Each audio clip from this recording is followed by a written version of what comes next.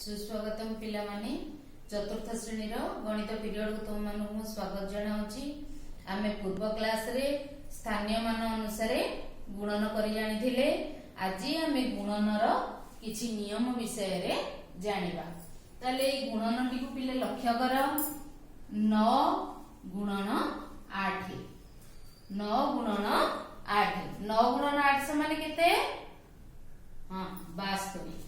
9 गुणन 8 समान 72।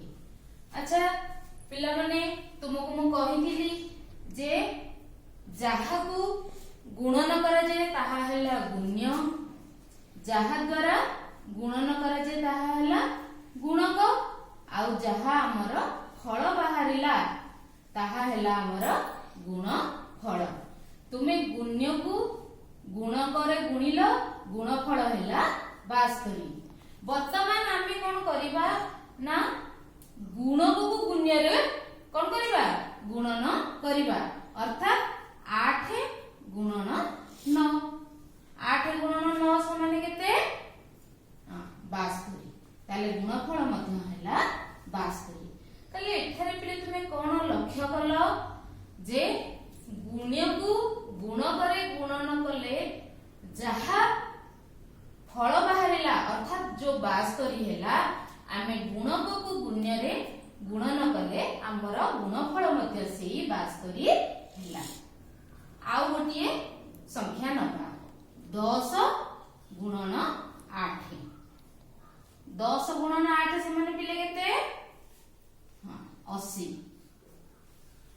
वर्तमान आमे बदलै दबा 8 गुणन 10 केते हबो? सेही गुणफल 80 मध्य हबो। बुझी परिलो? आमे दुईटी संख्या नेगिरी गुणन कले, वर्तमान आमे तीनोटी संख्या नेगिरी गुणन करिबा।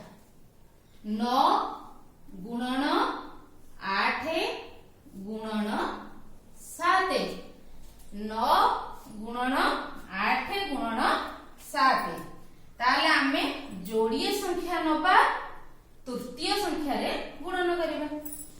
9 गुणन 8 को आमे बंधन भीतर रखि दबा प्रथमे गुणन 7। ताले आमे एई कामटी को आगो करिबा। 9 8 पिले केते गिरे? 9 8 72। 72 गुणन 7।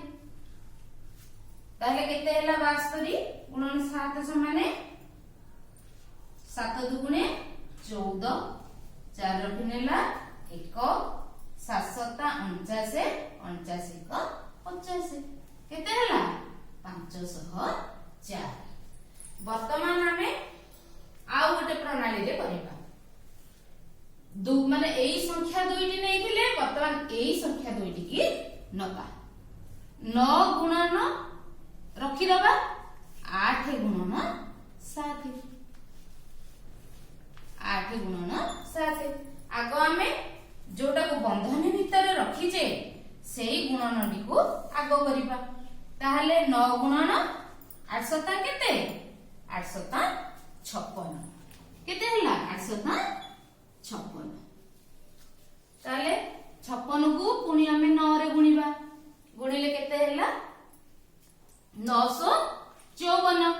4 रखिनेला 5, 9 5 45। हां 45 5 85।